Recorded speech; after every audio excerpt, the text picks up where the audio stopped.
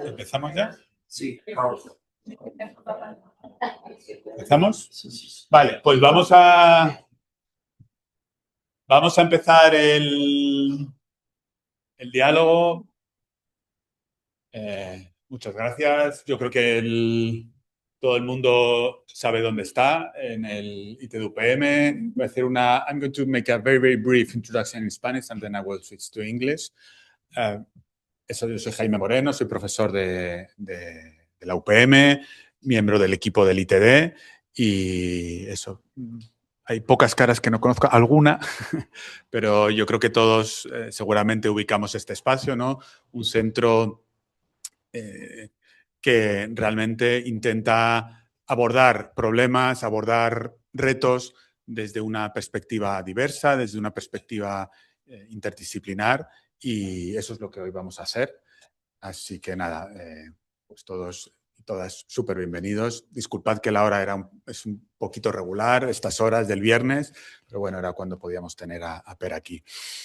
I'm going now to switch to English, and I would like to introduce you, but first I would like to thank for your presence here. For me, it's how to say, it's a very important and emotive moment, because Per is like my cousin, is like my brother.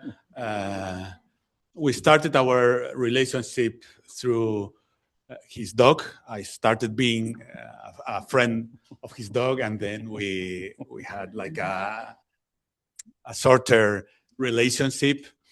We share very, very nice and special moments in Sweden, in Stockholm. Per Grankvist, he's coming from Sweden, from Stockholm. We both worked at the Viable Cities program office. Maybe you know about Viable Cities. It's a strategic innovation program in Sweden. It's really internationally recognized initiative that tries to foster collaboration among very different stakeholders, putting at the cornerstone of its work the local climate policies, working with more than 40 cities in Sweden to achieve climate neutrality within planetary boundaries.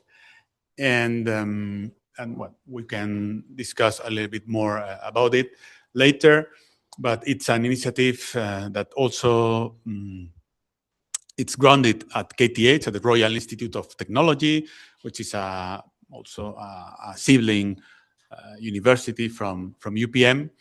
And Per, he has, as many of us, very different hats, but he has been working extensively in trying to understand how we can build consensus in the context that we are living, how we can work with very different, with people from very different backgrounds and political backgrounds. He has this experience in working different municipalities across Sweden. And what you are going to share with us today is a kind of compilation, a kind of synthesis of all this work and a proposal. And you will let us know more, but it's something like that. How IKEA would have done if to put all these pieces together, and I think it's at least it's a very suggesting and a very provocative proposal that I think that we're going to enjoy a lot. So thanks. Thank you thanks so much. a lot, and we will have around half an hour, three quarters of presentation. Yes. But then we will open the floor for discussion. Many of us know about the work of Viable Cities, and we have also many questions to do, reflections to share. So thanks so much. Thank you so much. It's a very very nice, a very, very important personal, important moment. So thanks. Thank you so much. Great to be here. I have a little mic here, so I will put that away for now. And my friend here will say if I'm not heard online and so on. So thanks so much for being here. Per Grankvist is my name, which no one can pronounce, so you don't have to. What I do, have been for the past 6 years, I've been a chief storyteller and city consensus builder at Viable Cities, which is a large government innovation program in Sweden, part of the Net Zero City program mission, the Swedish one, and then tasked with trying to understand how we can help cities become climate neutral by 2030. And as you know, that's not an easy task. There's been a lot of ambition in the climate era, and not that many cities have been sort of pushing that. So I was brought on, I was given the impressive title of chief storyteller and a blank sheet of paper. Do whatever you want to do. So I started out trying to understand why is the transition not moving faster? So that's where I started. Basically, sort of how do we describe the future? There was this idea, this initial notion that maybe people think that the future is scary somehow. Why do they think it's scary? How can we help them become more comfortable with a net zero future? Because when you hear it's going to be climate neutral, well, you're nerds, you think that is positive, but the regular people might not think it's positive. They might hear that, okay, I will never get to drive my car again. I can never have meat. I can never go on vacation anywhere. And so when you say climate neutral or that we're going to lower our emissions, it sounds like we're going to lower your quality of life. So that's where I started to look into this, sort of where is things happening? And then the politicalization of the climate obviously happened in the past 6 years as well. Is that an important thing, or is that just a sign of something else? So that's where I've started. And this has been done. I mean, I am not an academic, even though I sometimes look like it. I'm much more of a practitioner. So I love to be in city halls, talking to people, understanding where they're coming from, meeting skeptics and people from the far right and far left, just understanding sort of what's their thing and how do they relate it, what are they afraid of, and so on. So after a few years, we've been starting publishing. I mean, I have a background in journalism, so I immediately started to blogging things and say, maybe we are overselling the future. Maybe we're selling everything that's going to be fantastic and green, and they're going to be electric cars and I don't know what. Maybe that is scary to people. Maybe we need to promote something that is much more closer to heart, much more sort of, yes, most of our life will still look the same. We will still have all the boring part. We'll still have sort of kids screaming. There will still be adultery and thieves. There will still be people who are complete pricks. Maybe that's we can relate to much more.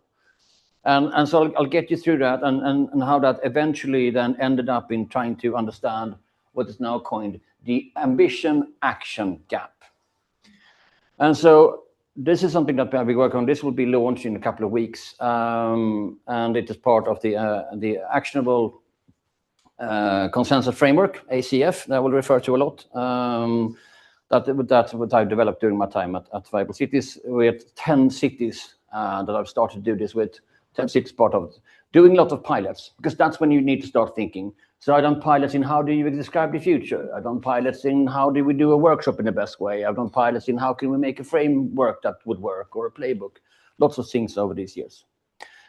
The thing is, when we talk about the problem with the transition that is not happening faster, we often think that it's a knowledge deficit. That we think, but if we only tell you a lot of things about the climate, then you would understand. And the thing is, when we talk about that, about politicians, what we're doing is not questioning their idea. We're making two assumptions. First of all, that the politician's role is to translate things from science into real world. It is not. It's to take this latest science that they found enough substance and then trying to match that to the priorities of the city of that year. It's not like they're just implementing things. They have a lot of priorities. There's a majority of people in Spain and in all European countries who want tougher policies on climate, but they also want to have meat and to go on vacation. All those things are true at the same time. And that's the role of politicians, especially local politicians, to keep all those things in shape. So before you complain on a local politicians, ask yourself, could I do that better? And if you say yes, you have no idea what you're talking about unless you're also a local politician already. And I think that is important to think about. So that will help us understand that this is actually not a knowledge deficit that we're dealing with. And yet we are talking about the climate problems in cities like it is a knowledge deficit. And when we say that, in turn, we just need to tell politicians about facts. What we're doing then is undermining our public institutions. Whenever we're criticizing politicians or local politicians or municipalities or institutions and ministries and so on, we are undermining the legitimacy of them. Because they're just a bunch of clowns. No, they're not. Just trying to work something that is terribly difficult, something that is often referred to as sort of a wicked problem. So I went sort of into the cities and tried to understand sort of what is happening? Why aren't we moving on this? Is it the problem with politicians? No, it is not. If you read the science, there's lots and lots of science that identify that the problem is not the politician. They make the ambition, they sign the agreement, they sign even the climate contract, and then still nothing happens. It happens in many other questions, many other policies. There's always some kind of friction in sort of City Hall. On paper, no friction. It's a factory, it's a machine, there's cogs turning, right? We have a decision, and now we have make a difference in city. But that's not at all how it works or how it feels. So there's lots of friction internally, and that's where we need to start doing. And the thing is, what's happening in here is basically that we have these silos, we have these frictions, and we have the relationships. This is how so any city will work in silos. They have different KPIs, they have different goals, they have different targets. They might not even like each other. They have conflicting targets. They're not part of this, they think. But transportation, I'm not doing transportation, I'm in public schools, yes. But if you could help people get more kids on school buses rather than drop them by school, then you're actually solving a traffic problem. But no, that's not my thing. So silence is a big thing. And then the hidden friction. We have mandated collide. And not least that we talk about every idea needs several champions to become real. It is always these handoffs all the time. And there's my wife has a really fun expression, which is basically, if you give Jaime something, he will run with it, he will do it. But some people are not like Jaime. They get something, they're like, it's the flat hand syndrome is what my wife calls it. Some people never grip. So here's a climate thing. Well, that is fantastic. No, not on my watch. I mean, I've heard people say that we have election year in Sweden. So I heard people now say, okay, so what's the most important thing to do this election? What will be your priorities? How should we think about 2026 and say, I think we will just wait for 2027 to come along. Which makes me want to hit them. But there's something about that when we sort of just the fact that people, everything's fine, yeah, but that didn't happen for some reason. That is also friction because someone wasn't sort of agreeing that. So again, it's also about the relationships. We think about the sort of public policy, we think about that sort of as sort of mathematicians, and then you calculate everything, and this is what will happen. That's not at all what it's like to be a human being. That's theory. That's not at all. As me as a practitioner, I never come to contrast. But it's just more about coming back to discussion Jaime and I had when you came to Sweden, and I was describing the policies for conferences that we have. So you have international guests, and then you're supposed to say people, okay, how much time do we spend at the conference? And you're like, well, shouldn't it be what we did at the conference that's important if we need to report something to the university? No, because how long the conference takes, that stipulates how much wine we can offer. We can offer half a glass of wine after half a day of conference. So one day, if we have full day conference, I remember us, me trying to explain that to you because you obviously thought it was insane. Basically saying, but what if you have wine the night before? We might not even need a conference because we're already aligned. All the time there are these relationships, and yet we think of public policy, we think of governance as something that is. We have sort of bureaucrats, and they do not do anything with it. They are just neutral, and they do things. And I had this conversation I was speaking the other week at the London School of Economics, but in Great Britain, we have this. I mean, it's actually the law. You have to be neutral. And I say, sorry, but you got that all wrong. The decisions and the way you treat people should be neutral, but you should not be neutral at all. Rather, by using the different perspectives. Okay, so you're a fascist and you're from the far left. Great. What can we agree on? Well, you're both dog owners. Let's start with that. I don't know. But everyone has that in them. You have lots of opinions, you have lots of things, lots of experiences and ideas, some good, some bad. Why don't we acknowledge that? You might also be sort of have a passion for identities that you are not. You might be an advocate for the trans community, even though you're not a trans part of that community.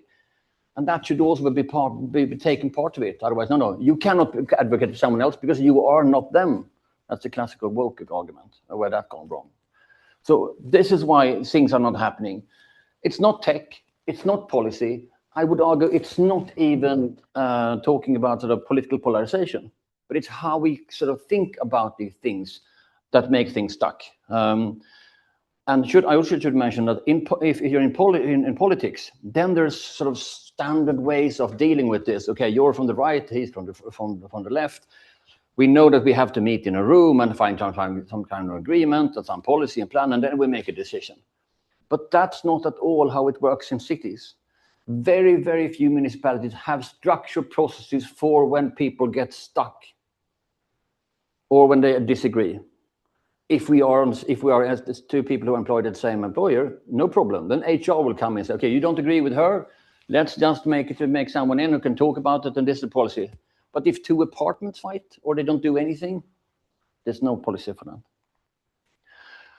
So the result is this framework that I developed. And it's basically the way to bridge the urban ambition action gap that you see all around the world, all countries, all cities. They want something and nothing happening. And it's because of these internal friction points. So rather than wrestling targets and think about, here's my KPI, well, we should go down to 0, we should do that and what that, because that will get us stuck. Let's find ways of just working together, the Swedish way. So think about it, what we have is not as much as a gap in knowledge and so on that we talk about, but it is actually cogs that just stopped moving. So in the municipal machinery, we need a lubricant. And there is lubricants already. It's social interaction, it's informal processes, but because they're never formalized, they cannot be replicated. It's because you are really good and sort of whining, dining people and get your stuff moving, and you're not. I mean, and you're different things. There's a lot of things happening here as well. There's different kinds of friction, different questions have different kinds of friction. So we need a set, so we need a standard, and here's where the Swedish things come in. We need something you can do, but also let's make it IKEA style. Let's not bring on more consultants who run expensive workshops that sort of end up in nothing. Let's make sure everyone can do this on their own in their cities. And it's based on 3 modules that is part of this, the ACF, the Actionable Consensus Framework. The first of all is let's start with a higher purpose. Because regardless of your position, regardless of what you do, everyone wants to back sort of a vision that's about a higher quality of life and an improved economic prosperity for all people. And quality of life, everyone who's in city planning knows that quality of life is really difficult because it cannot be quantified. There's all these lists, the Monocle magazine makes a list every year, and it cannot be quantified, so we assume we cannot use it. That is wrong. I would argue that we should use it because it could not be quantified. Because I'm from Sweden, so I might be doing a lot of mountain biking. You're from Spain, so I assume you like to smoke indoors. I mean, our perception of quality of life may be different, but we can agree on quality of life, right? And quality of life is also why it's the core purpose of everyone who works in sort of as a public official. Everyone who is cities in government, the sort of overarching goal is to improve the quality of life and the economic prosperity for all citizens. It is also the core message of every political campaign you've ever seen and is going to see. Elect me and I will improve quality of life more than that guy. That's all politics. Or sort of elect me and re-elect me, otherwise he will destroy your quality of life. Sort of making quality of life great again. I mean, there's all a variation of it. So it actually connects really, really well. And by not quantifying it, but saying, okay, your quality of life is different than mine, fine. Let's make sure that both of us can have what we consider quality of life. I think that is important. The second thing is sharing stories what the future will feel like. And feel is important here. Because when we talk about things, you all go around all day and pretend you're grown-ups.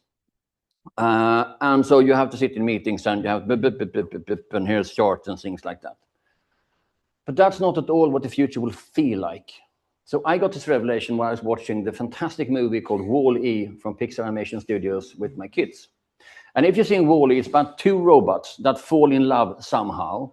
They have no communication. There's no dialogue in the first 30 minutes of that movie.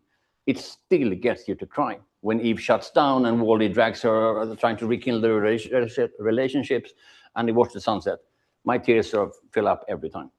And I've seen it a lot. And when I saw that with my kids, I realized, why can I relate to this? Again, two robots in a distant future, there's no dialogue. How on earth can I relate to this? It's because it feels emotionally true. That's why you relate to it. And that's why you don't relate to any images of future cities. Oh, here's the new neighborhood of Madrid. Why do you care? It's just a drawing. You do not feel it. But talking about life and talking about the sort of how the future will feel like will unlock something else. So this was a big story to start off with, and now it's just a template that just sort of with the essential things. So you actually talk about the future of Madrid or the future of your city or the future of your neighborhood and say, okay, here's the city in a future that is unclear.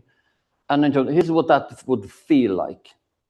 I would go to work, I would do these things, or I would do that things, but there's also friction involved. Oh, you will miss the bus. There will someone be stealing your bike because that is part of life, apparently. There's lots of things that might happen, but it's just something that you can completely relate to. And when you can relate to that, it's not like I will take a car and meet and something away. It's about quality of life, and that will feel a lot like it feels today. Because the most of your life today is the same as before the iPhone. Well, some of you weren't born then, so I assume it's quite different. But otherwise, I mean, there's something about that. We overestimate technology and we underestimate humanity. And when people talk about AI, I try to remember them that what AI is pushing us to is become more human. Because if you're not human, you're not needed. AI is already much smarter than we are, but what we can be better at is to be human. So just using that, and now we're obviously that's sort of the stories are science-based. So it's within the framework, everything is based on the sort of operating system of the world, which is the framework for strategic sustainable development that was developed 30 years ago in Sweden, by the way. And it's now the most sort of academically robust system we have to describe how should we do. When you talk about planetary boundaries, that's a simplification of the framework for strategic development. When you talk about donut economies, that's a simplification of that. Everything runs on FSSD. So here, because we cannot have visions, I think that is also stupid when we do this sort of workshop. Or let's envision the future. Well, coming up with ideas is not the problem. It's basically having ideas that are sort of correct from a scientific point of view and robust. And the third thing is recognizing that bureaucrats are people too. We should bring people's identity into the room, and we should go around and talk about, so what's your identity? We don't need to spend the time on it a lot, but just recognizing that they're there. You're from different countries, that's different perspective, and that's not unimportant. I mean, just to start, you come from different places, you have different backgrounds, different education, different ideas. So why not bring that in? And I know this is really hard to understand, but people were also having trouble understanding IKEA before they came around. This takes hours, not years. It takes a day to prepare a session, ICF session. Basically, it's like, okay, we have a problem. There's something that is stuck. We need to get it unstuck. Let's just try to understand what that is, and I'll go through it in a minute. So we spend time on that. What happened before? Our common problem is that you never ask people what happened before. Well, this question has been around 3 years ago. Well, what happened then? Why didn't we started to buy electric buses then? Well, because of this and that. Just knowing that, just knowing who was part of that conversation. You can say a lot about America, but in the US, they have, in Washington, they have all the lobbyist group, they keep track on what every politician in Congress have voted. Because they do not have laws like we do. They do some massive discount on everything. And these huge packages that it says something and is a lot of other laws included. So that's why I need that in this package, he voted for this and that, and he was opposed to these things. So all the votes that politicians in Congress have, they are actually registered. So you can search for who did that, who's doing this. And that way you can understand, so now I have a new package, which is similar to what you voted for last time, and you go back to it. So doing your homework, do not assume that you're the first one in City Hall. That's a stupid rookie mistake. And then when you do that, sort of trying to map the landscape, and then you go into, okay, who do we want to be in a room? 6 to 8 people to have a conversation about it. Then you want people who are constructive, who are kind. Because if you're not kind, you frankly do not have a place in this world. And if you have someone who is unkind and who is sort of a decision maker, well, you might have to discuss how you should work around it. But everyone in the room should be able to make some decision sort of on the spot. And so that is important, that you sort of try to do the background, and then you see who should be in the room, and then you run it for 2 hours, and that is enough, I promise you. One of the things that the ACF is doing is actually that we start by, I was on this before, that we're looking at, okay, so what's the overarching goal here? When I run ACSF sessions, it's so often people are like, are you right? Yes, we're here to do quality of life. Yes, that's basically our core. It's not about the budget for this year. It's not about this short-term priority, but yes, we have to remind ourselves that that's the big thing, which is important. And then I should not take full credit of this, because I was doing this with 10 cities that are part of the Vibrant Cities program. And then to make sure that it's not too Swedish, because Swedish are weird, as you know. We have a little bit little help from our friends. So since 2 years, I got a mentor at the University of California, Berkeley, who has a great department on cities and city planning. And since a year back, I've been working with someone at this London School of Economics as a mentor, who can also do it. And since a couple of months, I'm now working with Carl-Henrik Robert, who is the founder of the Framework for Strategic Sustainable Development and a Blue Planet Prize winner. So that's good to have one of those on your side, who's now vetting the complete thing. And he's been saying that this is the missing link. This is the missing piece of the puzzle for the work that he's been doing for 30 years. Because what's the point if you can't get people in the room? If you can't get people to agree on simple things, that's where we need to start. What makes a difference? Well, there's a lot of science and research on how can you get people in the same room to agree on things. Most of those things are sort of compromises or negotiation theory. They're not consensus. And the big difference between the two is that a sort of a compromise, people will leave the compromise as soon as they can get a better deal. That's what's happening a lot in politics. But the consensus, then you have, I got another idea. You need sort of to circle back, say, maybe we should take this into account. They last for much, much longer. And it's part in our process because it's from mandates to quality of life.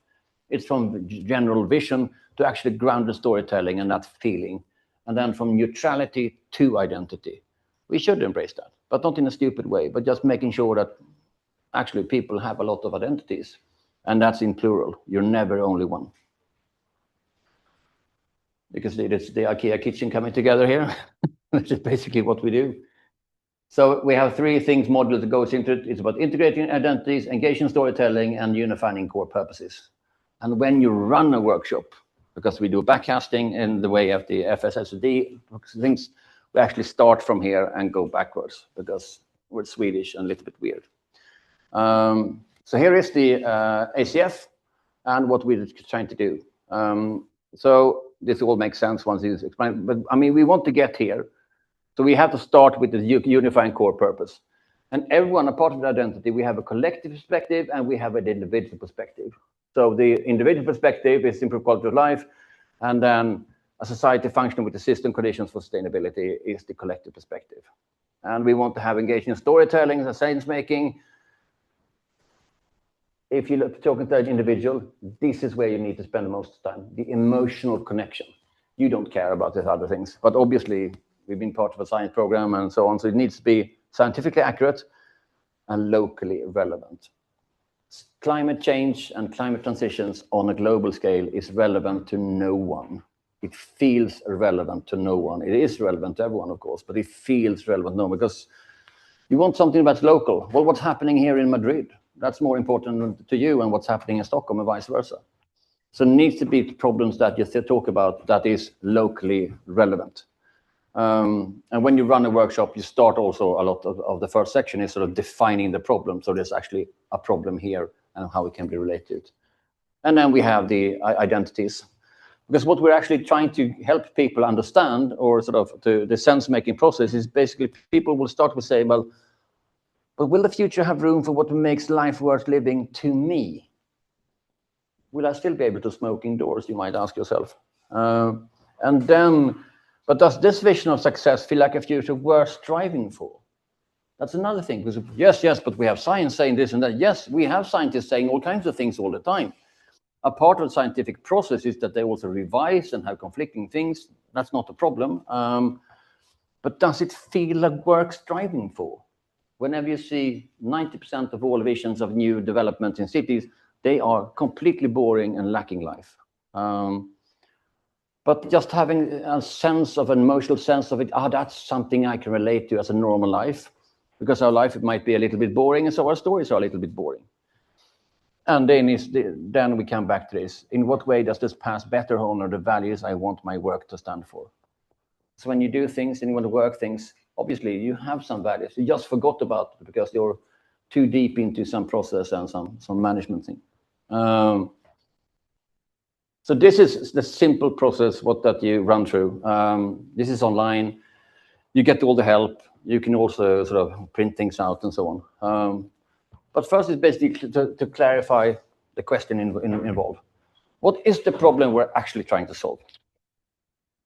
And people might say, well, we need a better way of sort of multi-modal ways of transportation in the city. Actually, that's not the problem. That's theory. So you need to be sure that what we want to solve, let's have a car-free city center, for example. But that engages no one.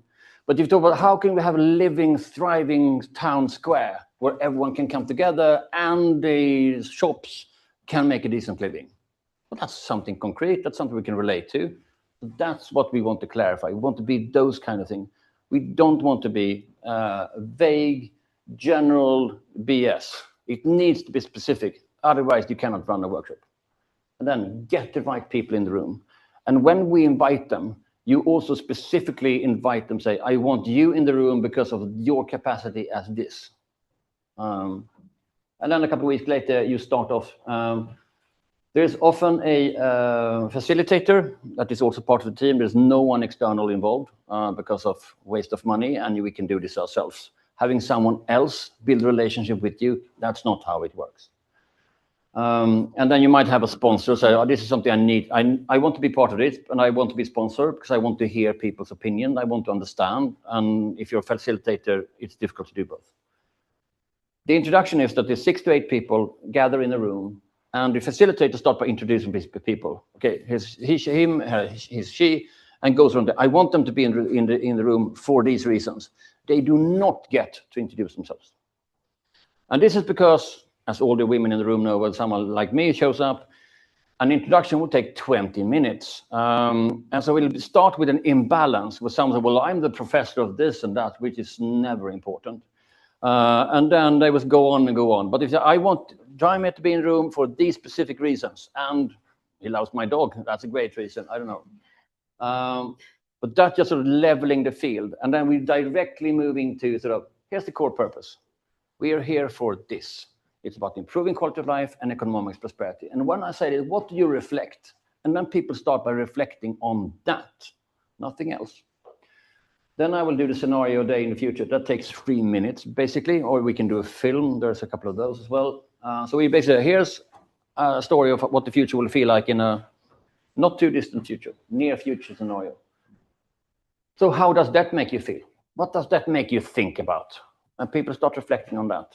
And then we go around the table and say, let me tell me all about the identities you have. And we keep on, it's your personal, it might be your history, it may be your professional. We do that a little bit. And then people will say, oh, I didn't know that. I didn't know that you actually come from Valencia or Göteborg or wherever. And then, having done that, then it's time for fika. Everyone has seen the frame say, well, that fika, having a coffee break and cinnamon buns, that's just the thing. It has not been a part of the process. It has to. Because it serves a crucial thing. So let's say you're in one of these, and it turns out that you're with someone who is a decision maker, who's forward-oriented, but also a fascist. So, but during the fika session, you can start thinking about, well, I don't want to talk about the fascist thing, but he has a dog. That's where I will start talking with him. So you start to connect with people in various identities. But if you're just one thing, there's nothing for me to work with. Well, here's my title. Well, your title says very little about who you are. So there's also a way, by talking about identities, you will give so much away. I mean, I obviously have these fancy titles, but I'm also a dad. I'm also from the southern part of Sweden. I'm also a beekeeper, whatnot. So that's where you would start. Oh, you said you're a beekeeper. Well, how's that like? So this is a complete waste of time in most processes, but not here. And this is actually how consensus is made in Sweden. As someone who's been in Sweden can tell, we do fika all the time, and the cinnamon bun. And because we need to be a Swedish process, in the process, as part of the official documentation, is the recipe for a perfect cinnamon bun. And then given that, okay, so we're back. This takes an hour to hear. So let's think about, we are thinking about how can we do the city center, how can we make sure that it's thriving. Well, we should make it car free. How should we do that? What needs to be happen? Well, then we need to maybe do a new parking lot at the entrance of the city and then have a bus shuttle running. We might want to do something with the local museum. They will bring something out on a Sunday, I don't know what. And then we have starting to do general things. And some of these ideas, actions, will be good, some will not. Doesn't matter. We just sort these things. And then we can sort of commit and talk about the next step. We say, okay, what can we agree on? What we cannot agree on, who cares? Put that aside and then move on to what we can agree on. And then deciding on the next step, which also involves, okay, so what are we going to do until next week? How are we going to report back to each other? But this does not replace any of the processes you have. It's just a lubricant. It's just a lubricant to get things going. And when you run these workshops, sometimes you get nothing out of it, so to speak. But it always starts moving something because you start thinking about, oh, that fascist had a cute dog. I don't know, but you start getting the relation. It's a massive relation builder. People who walk out of these sessions that I've been running, like, well, we should do that, or this was a complete waste of time, but the cinnamon buns were great, and I realize now we have this in common. But more often than not, they say, I didn't know that you guys were also working on that from a different department because of the silos. So it's super simple. And that's basically what's going to launch in 2 weeks' time. It will be on a website. You will be able to download together with the cinnamon bun recipe. And the thing is now what we're looking at is, I mean, the development has been part of my work at Viable Cities. I've been working closely with 10 cities to do this. Now I'm transitioning to a new role for a newly created independent foundation that will run this. So it will be the you can see the Actionable Consensus Foundation. So all the cities that want to do it, fine. It will be open source. Everyone can do it. Interest for this is already big. We're already starting doing interviews. Because along the way in this process, we realized again and again, the interest of this is massive. Because this is concrete, we can do that. It's something you can use personally. A little bit of side trick here. This works really great in your family as well. If you have a trouble in your family, I mean, this is great. Let's just start about, okay, why your mother-in-law doesn't understand you want to do something. Do we have a unifying core purpose of this vacation? Do we have an idea how we want to raise our kids or not? Okay, so what story can we agree on here? So it's, again, my mother-in-law, she always wants to point out that she's a doctor. Okay, maybe we should let her. That's a good thing. So you can actually, once you learn it, you can run this in your head all the time. Okay, so here's what I want to do. Whenever you run into argument with your family and neighbors, you forgot to set the rules probably. You invited the wrong people. You didn't realize that how you're introducing the core purpose. So you can skip here. I mean, you don't have to do it in the future, but all the rest you need to do. So that's something I found out along the way that, this is really interesting. So even people who were opposing this, colleagues of mine at the Viable Cities, they were like, this will never work because we are scientists and it has, you're actually proving why this works, because you want to say all those things. And some of those might not want to even come to a conclusion or find a consensus. They just want to talk. Well, good on them. Then you spend 2 hours understanding that. So whenever you run one of those sessions, you always get something out of it, even though on paper you got nothing. But you sat in a room with different people for 2 hours. And that's fantastic. You can do this with skeptics and anyone. But so along the way, just using it personally has helped me in many ways. So thank you with that. I will leave you with this one and open up for questions.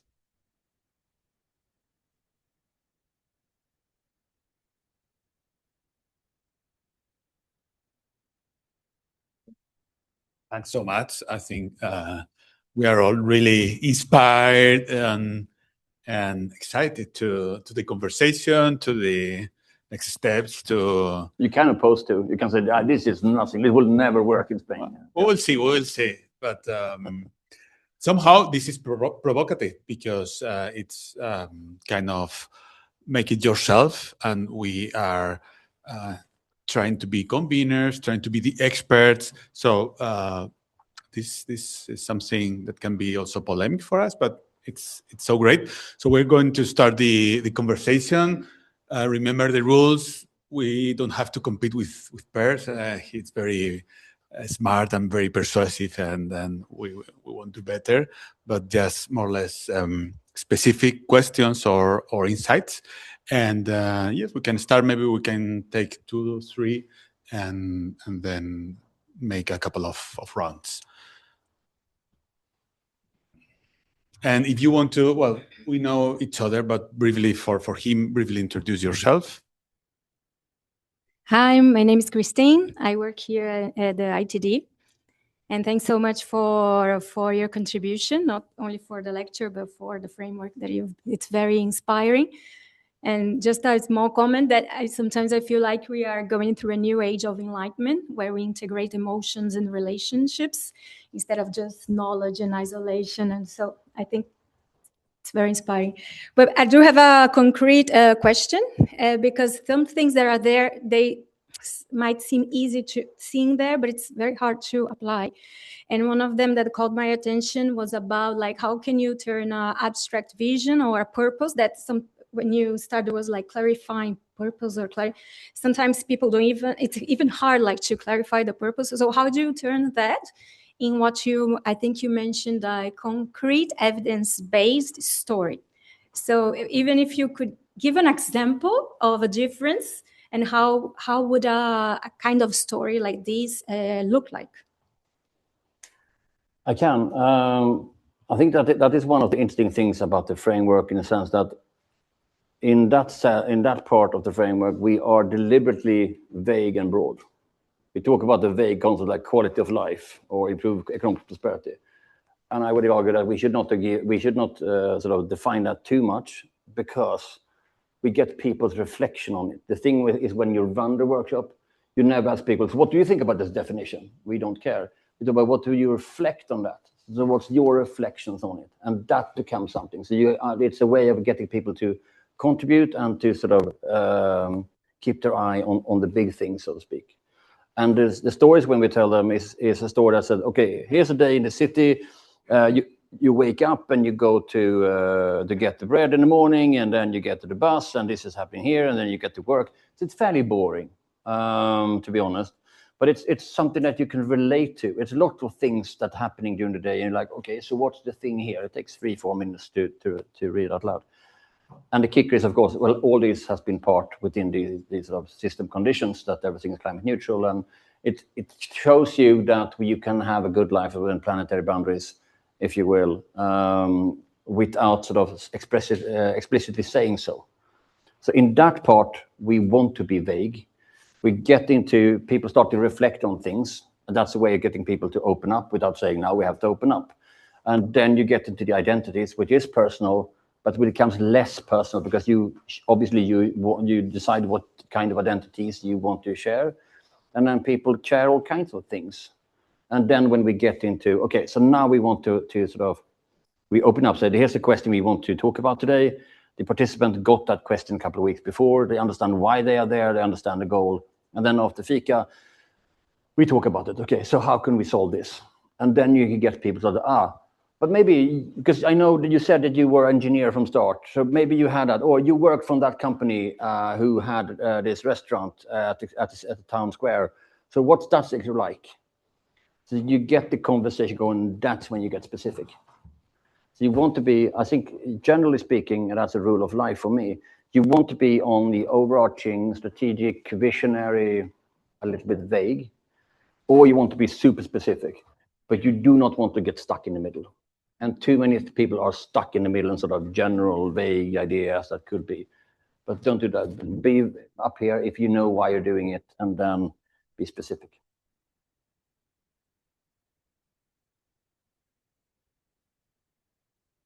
Hi, thank you so much. It was really super interesting. And I kept thinking of one example of a polarizing topic right now all across Europe, in the world, about immigration. So how can this work with such a polarizing topic? So just to get the people in the room and to listen to each other.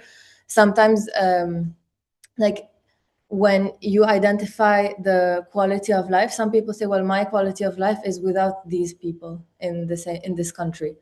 And how can you move forward and say, no, your quality of life can be improved? I don't know, like, how do you deal with such a topic where it's very emotional for some people? This has been developed primarily looking at sort of the climate issues, but obviously you would be able to run it for multiple issues. It depends on when you're preparing for the session, you would say, this is what we want to discuss. And we want to discuss how we can make sure that the unemployment among immigrants will go down, or getting more people into job. You're trying to be as specific as possible. And that's where we start. And then people will, in the quality of life thing, where we say, what's our goal? If someone would say, well, my primary quality of life is to have none of those people here, you would then challenge and say, is that the only one? Is that how you define it? I guess not. Because it probably will be that you sitting on a square and having a glass of wine with your friends. People will probably not, or unlikely to define quality of life as something that they do not have, but rather as something they aspire to, or like, or want to have. But it depends on if you define the question too broad, then things fall apart. So you want to be super specific in that. So we want to people in this neighborhood or around this square, people in this age gap, with this background, how can we help them? Because the more specific you are, the easier it is to help people. And then when you do the background and you invite people, you might want to invite the skeptics, or you might not want to invite skeptics, but it's about their attitude. There's no problem having a skeptic in the room if they have the right attitude, if they can explain why they're skeptic against it. So in Sweden, we have our prime minister has been talking about that we should not make the life for everyday people harder. It's basically why we shouldn't have taxes on plastic or airplanes and whatnot. And the climate movement said, well, he hates climate. But you can also interpret that as, no, he's afraid that we will not have a just transition, that not everyone's going to be involved. But it takes a little bit of sort of how can we interpret that the best way possible. And I've been running, not the workshop, but sort of using the sense in a city in southern Sweden where you have the far right who's running the city. And I was doing a little bit of exercise, different exercise, but basically the same with them. And they were sort of onto it immediately because they understood, okay, quality of life. Now we need to make sure that sort of we have to do this to have the city open on Sundays and what we can do that and whatnot. So people in general are kind. They want to contribute, and having a session where you want to listen to them. But you would regulate that a little bit with the invitations that are sort of, here's what we want to do. And a part of the framework is, here's how you invite. Here's how you do the vision. Here's what you do not want to do. So it helps you, guides you in that. Because especially white middle-aged people like me, men, we want to talk about the broad strokes all the time and never become specific. And that's why more often than not, we are completely uninteresting. Because you want to be able to move between this broad and the specific.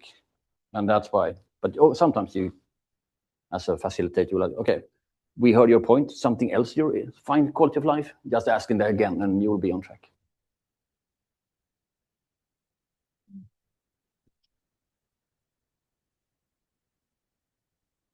Gracias. Thank you very much for the presentation. All that you explained. Okay, I'm Irene Ezquerra. I'm the technical director of Atelier itd, which is a foundation that is born here in the itdUPM.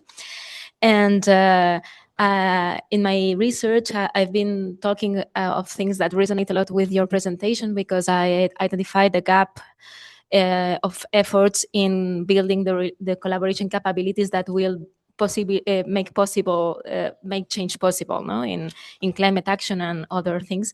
And I believe that these kind of methodologies are like very important infrastructures for democracy.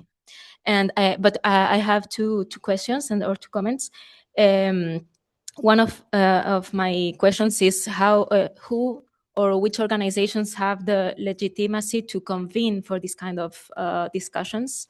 Because I'm not sure that every organization or every could have this legitimacy or be recognized as a convener to establish this kind of very diverse conversations. And the second question is about this obsession with KPIs and quantifiable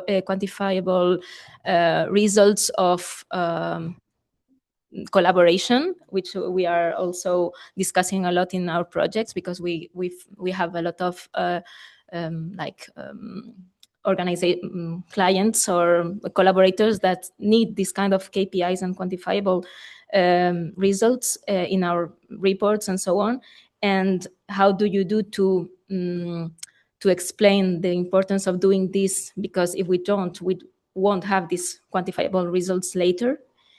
And yes, these are my questions. Two good questions, thank you. The first of all is that everyone can do this. If you're at any level at a municipality and you know that something is stuck, you should be able to get this help. Flat packed with Sweden from love and a recipe for kanelbulle, and then you would just do it. So it's not about the legitimacy of the organization. This is not for the public. This is not that you do publicly. This is internally greasing sort of the machinery and making that work. And can we making a point to what I did before? There has been a tendency of saying, but we want to have the public involved. Let's have a public hearing on things, and let's do collaborative and co-creation and things like that. That is one of the ideas that sounds great on paper, but I'm afraid that also undermines institutions. But we elected you to be competent. Don't come back to me 18 months later asking for priorities. That is something you should be doing. So I think it sounds good on paper, but I'm a little bit worried about those things. So this is internal, making sure that, I mean, more often than not, the most decisions in city work fine. You don't need it at all, because it works, and then someone is sort of greasing the wheel along the way because you know something and you do a handover and things that work, especially things you've done before and it is non-threatening. I mean, if you want to sort of buy more things and you have a tender and you do things, and that's something we know a lot about. You want to have sort of 80 new buses in Madrid, no problem. That runs through, there will be no friction, there will be the lowest price, and we have certain specifics that happen, no friction. But when you have strange new things coming, that's where friction can occur. That was the first question, and the second question was to help me. I think that is a bigger question. It comes back to what you made a point on about sort of this being more emotional. I mean, since there's a shift in, if you look at sort of national economic, I'm not sure what that subject is in English, national economy, it's macroeconomics probably, John Maynard Keynes and so on. In the 1930s, 1940s, there was a shift before that when you describe how finance, how economy, how markets work. You would just describe it. But at that point comes a way when you start to calculate it. So Adam Smith, he was watching out his window on the market. I think it worked this way. But from the 1940s onward, you wanted to calculate how you wanted it to work. So there's a first specific thing. And then in the 1970s, you would have Friedman and the Chicago boys. And they assumed that everything could be calculated and everything was like sort of natural forces and you would get the equilibrium and so on. That is completely BS. He has no idea what he's talking about. Unfortunately, Sweden got him the Nobel Prize. But I mean, he has no idea about anything. Obviously, things are working well if you take away a lot of the things that are really working. I mean, yes, everything works that way. If you take if you don't count in the stuff that don't work, everything works. So I think what we're seeing now is maybe more of a backlash. We have Amartya Sen, who got the Nobel Prize in economics a decade or two later, who had a more nuanced way of economics. And the Chicago boys, to their credit, I mean, they were afraid basically when regulation equals Hitler, because they all came from Europe and they had this memo: whenever you start to regulate, that is bad. So I think what we're now seeing is this is sort of not a backlash, but coming back to a more sensible approach, coming back to the old saying of not everything that is important can be measured and vice versa. And that is the thing when you talk about quality of life. People say, well, what should be the definition? Well, you know the definition. You feel it. You feel if a city has a quality of life or not. You feel what part of cities that have a quality of life. Just walk there and have a beer. If you don't want to have a beer, chances are quality of life isn't that big in that area. So I think we leave out the humanity again. But this needs to be quantified. How many Starbucks? How many seats? I mean, I don't know. But that's not at all how it works. So something I've learned along the way is that if you're in a room where people question you, first rule is to assume that you've been unclear about how you describe things. So it's your fault. If that happens again, it's likely that you're in the wrong room. So I mean, if you've ever written an academic report, it's basically just saying, hello, hi, here's the table I'm sitting down by a table with a lot of scholars. I will then describe what everyone around the table has done to acknowledge them. And here's my contribution. But if they don't get you, you're at the wrong table. You have to move to a different table. So I'm a practitioner, as I've said. So someone said, well, I'm a professor, and so on, I've done this and that. Okay.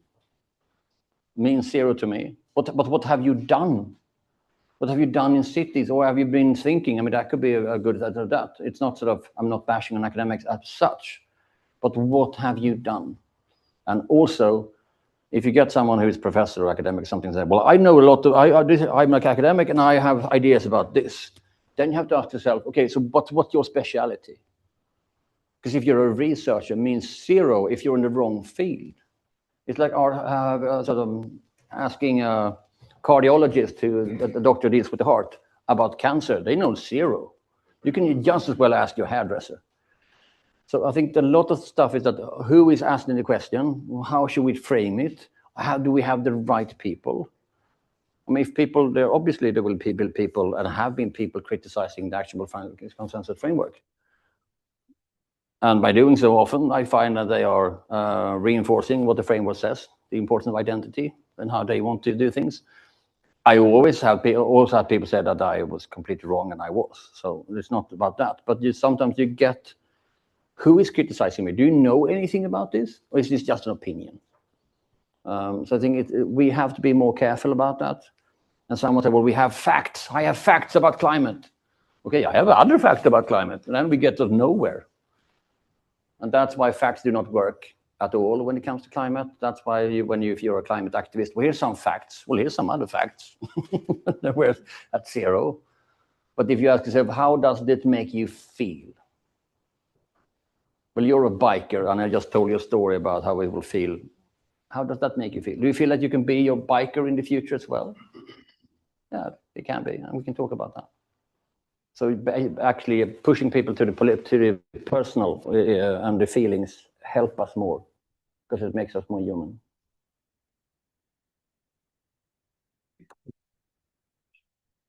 Thank you so much, Per. It was super interesting. My name is Teresa Sanchez. I'm a professor at UPM and also collaborating with Atelier. And I was wondering, exposing identities could be dangerous. Like, it connects with your vulnerabilities. And I was wondering, this could be a bubble, a cultural bubble, maybe in an organization that's maybe not so respectful with you know what I mean, that has a more aggressive culture. So I was wondering if there could be any side effects, like how can you handle, because you are creating like a really trust space maybe, and you don't want to misuse that trust later. So how do you handle that?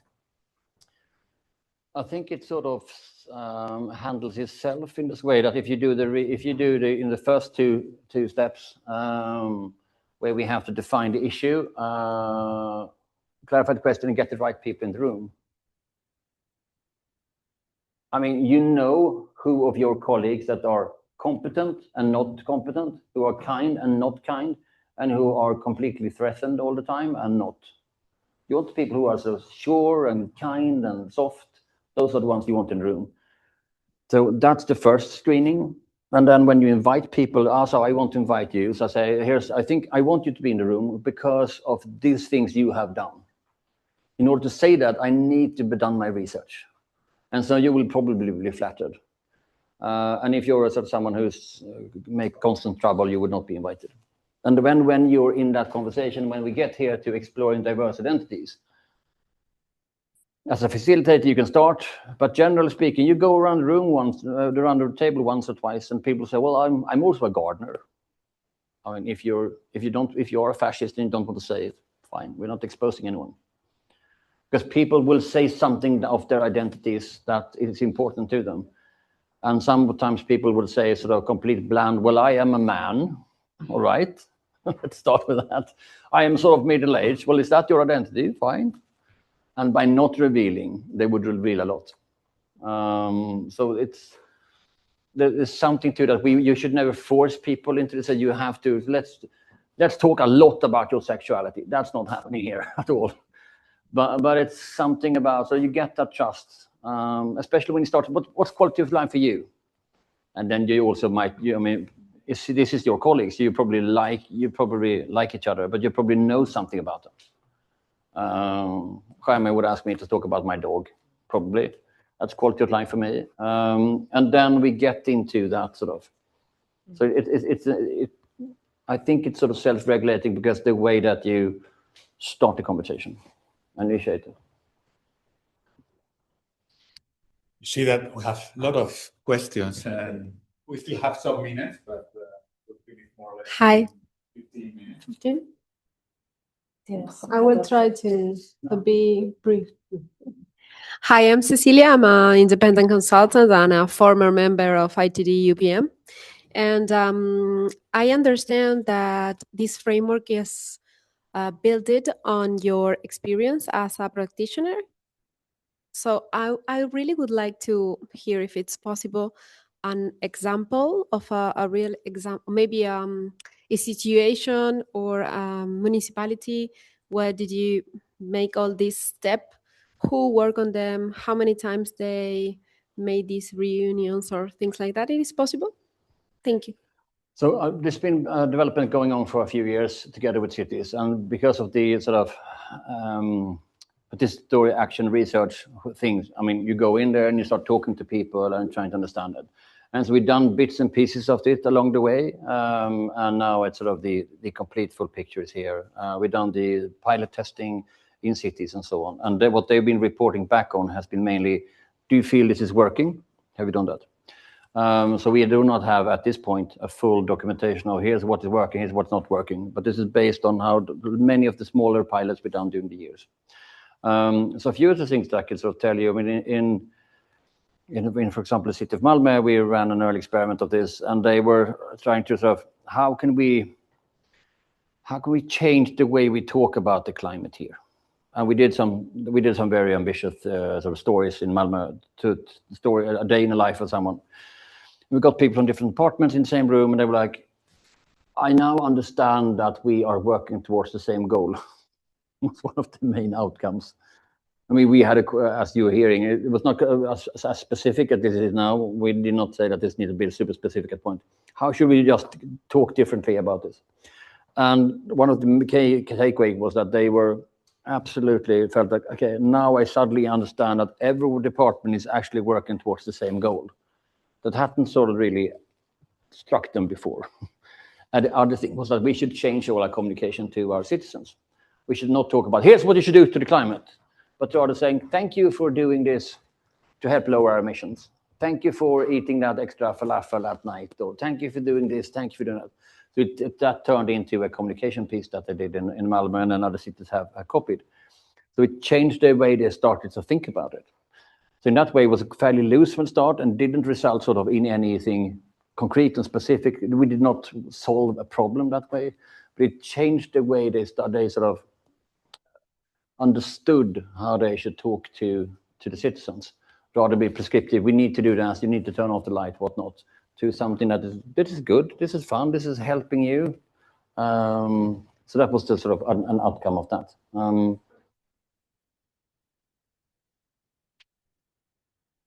To take how it sort of in Malmö, it took. I mean, then we did.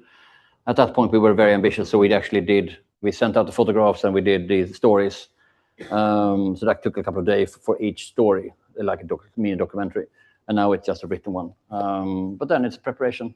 And maybe the preparation took a day then or two, and then the session lasted for 2 hours.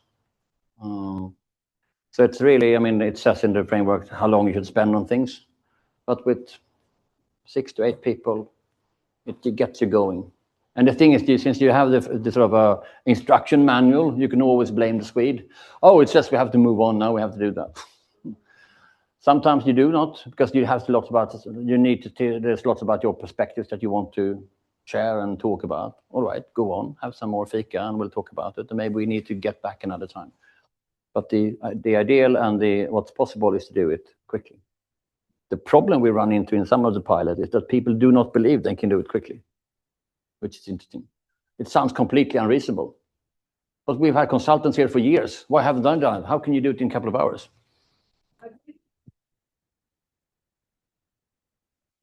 Something that you do periodically, or is just a one-time? One time, then you decide. I decide what? If you at the end feel that we need to talk about this, we have some action, let's get back to this, let's see what's happening, and if we need further clarification, let's do it. So it's just lubricant, it's not part of a new process, because cities have enough processes. So I was talking about that this is a new process. Nobody is excited about having a new process, so I stopped. That's why it's sort of it's a lubricant. You go in there and you do it for a couple of hours, and then you.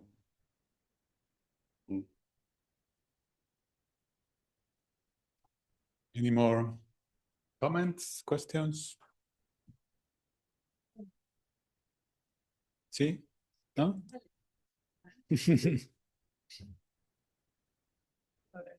Okay. So to get back on the question of if maybe you're in the wrong room, but maybe that wrong room has a lot of power to change things and to make things happen. So how do you get the people who maybe are not understanding that this has value, but they have the power to change things? How do you get them on board? I think then you have. Then you have to do basically, which is so. How can you get them to understand the question? How can we? Then you have to work on yourself the way you pitch it. Do you pitch it in a boring way? Coming back to what they did in Washington, they know that this congressman is actually very interested in the green power transition in Alabama. Okay, can we tie it to that something? How can we make this relevant? But not every room is. You cannot change all your settings. Sometimes you just have to ask people to, fuck off, or you have to leave the room. You should not make the mistakes in that everyone is changeable, or sometimes you don't have the proper setting. There's nothing there. Everything is good on paper, but in reality, you may have good people, but they maybe have a terrible work environment. There may be a great organization, but the work environment is super toxic. You can do so much, and then you just have to say, I will continue my work elsewhere. I think sometimes as climate movement, people burn too much, and then they get burned out. Rather than think, okay, but there's nothing for me to work here, and then find other ways.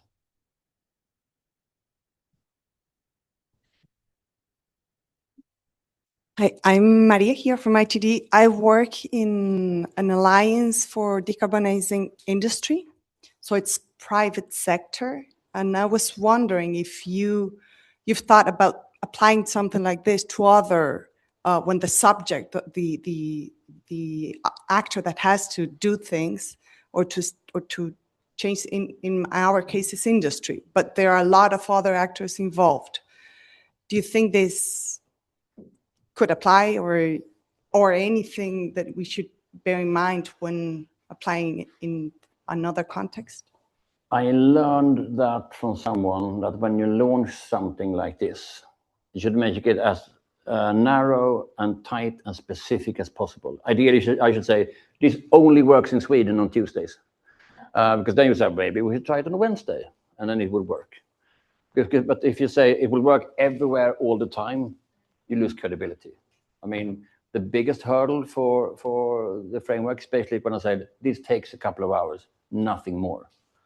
And that sounds completely unreasonable, I know, but it does. That's why IKEA furniture was unreasonable until IKEA arrived. So this is the same thing. In the industry, I've done some work on sort of understanding what drives innovation and sustainability and innovation in the private sector. The North Star in the private sector is never quality of life, but a better use of resources. So if you talk about we need to use resources better, that moves everything. I studied more than 500 countries across the world, 500 companies across the world, big and small, all industries. That is always what makes them start doing. It's when it's how we can use efficient resources better, because that is part of the corporate sphere. Saving the world is not. I used to talk about the first electric car from BMW came at the Olympics in Munich in 1972. I had a small BMW filled with batteries, worked perfectly. It was before the marathon runners, and I didn't want to intoxicate them, I guess. But it took 25 years to launch the first electric BMW, because they did a green BMW at some car fair in the 1990s, but the green BMW, and it looked terrible as well. So it was in 2007 they realized it would be efficient dynamics. Sounds very German. Efficient dynamics, that we can do. It's the same thing. It's about the resources, and that's how it's done. In all the big Chinese companies that's now moving ahead, if you want to build your dream or whatever, it's about how can you use the resources quicker. An electric car is cheaper to build because it has fewer parts, especially if you only tie supply chain. So in the industry, it's always about the resources. How can we use resources? And the good thing about the resource can only be used in two ways. One is smart and one is stupid. And what is smart and stupid change. But that is always the thing. So if I go on your toilet and there's a lamp lit when I come in, that's stupid waste of resources. So we can be very concrete. So that's how you do that. I mean, I use this as my family, so I can't see why it would work in a big Spanish industry company. Basically the same. But I think the thing about this is it forces you to become human again. It forces you to have empathy with people who think different than you. And too often we say, no, they are against something. I have yet to find someone who is against the climate or the science and whatnot. Even they're called skeptics, and I met a few. They have the science on their side. No, but we had the parts per million were like 4,000 a lot with it, not that long ago, a few million years ago. So they're often correct. But then you have to start talking about what you're afraid of, and then you can do it. So it's practicing our empathy, becoming a little bit more human again in this AI age. And fika, which is always a good idea, especially in Sweden. Last call. If